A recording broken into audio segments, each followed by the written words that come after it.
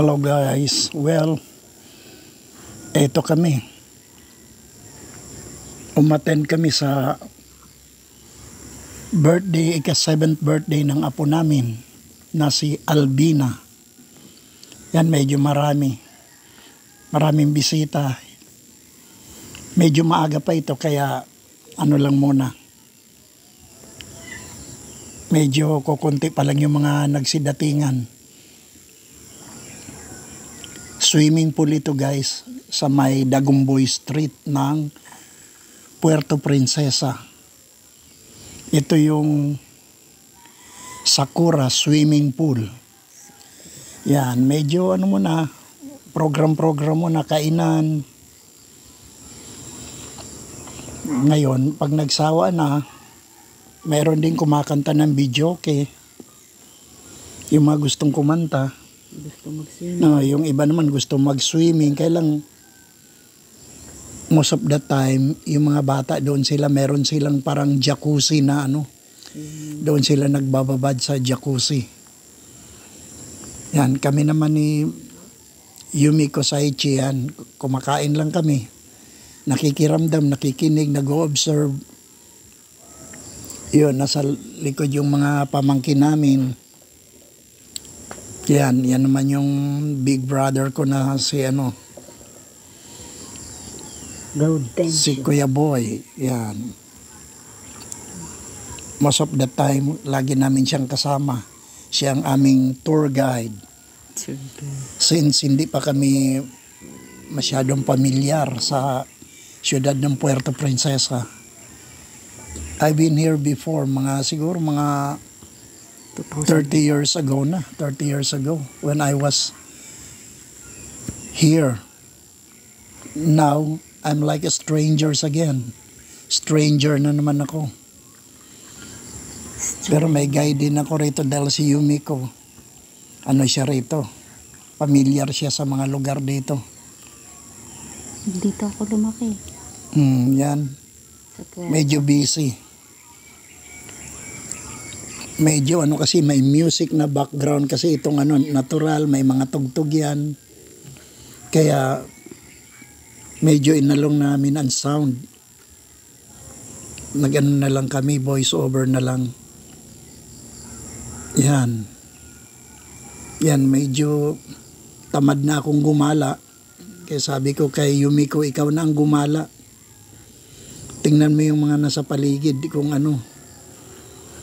Yan, alam mo naman ito si Yumiko, basta tubig. Hindi naman si Rena ito, pero basta tubig talagang mahilig. Oo, mahilig ito. Andyan talaga siya, yung mukha niya. Swimming ang nito eh. Ang pinaka-hobby. Swimming and biking. Ako mahilig din ako sa swimming, pero hindi ako sa sa swimming pool na liligo kasi ayaw ko ng mga ano bang tawag dyan sa Clorox ba yan? Oo. Ayaw ko ng kaya lang siya Chlorine. Chlorine, no. Kaya siya naman mapadagat, mapa-swimming pool, mapailog, basta't may tubig. Kanal lang ang hindi niya pinupuntahan. Yan, naman natatawa siya. Mahilig talaga ito sa basta pag-uusapan ng swimming. Siyempre bata pa ako eh. Oo. Na ako sa tubig.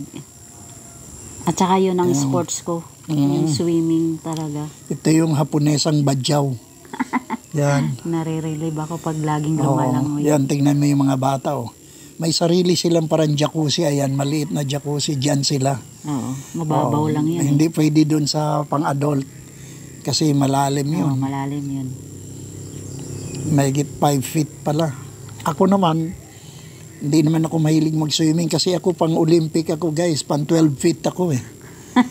Pag ganyang mababaw, wala, nilalakad-lakad ko lang yung sarili ko dyan. Ayan, tumatawa itong isa rito. Hindi ka naman marunong lumangoy. Oo Swimming, marino. Basta't mababaw, hindi ako marunong lumangoy dyan. Yan.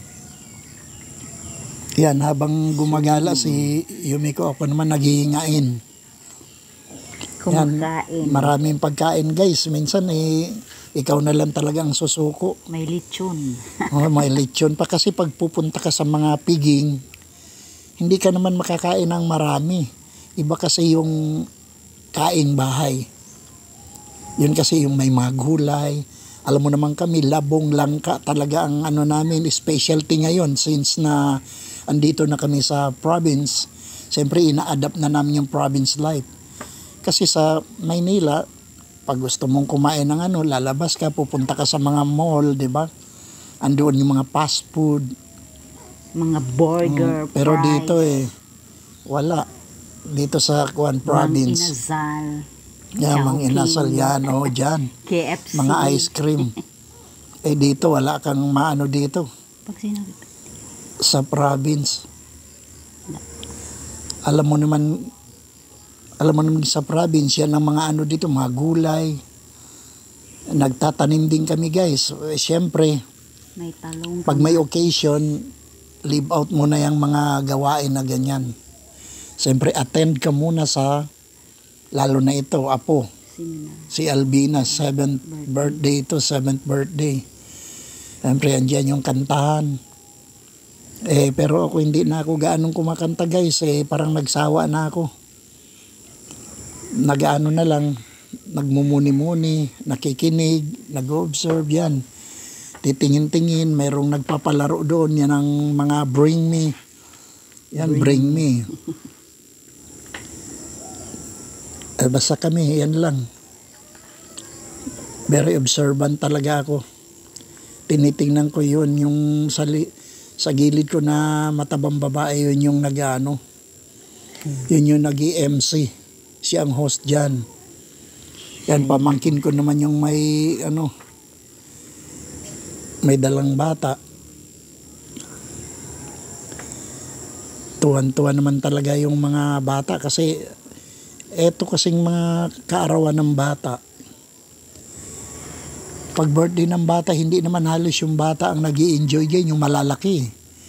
Kasi sila yung sila yung mga, alam mo na, nag-good time sa mga ganito. Yung mga bata, ganyan lang. Pag may palaro yun, sali sila. Tapos, pag di sila nanalo, umiiyak. Gusto kasi ng lahat sila ang manalo.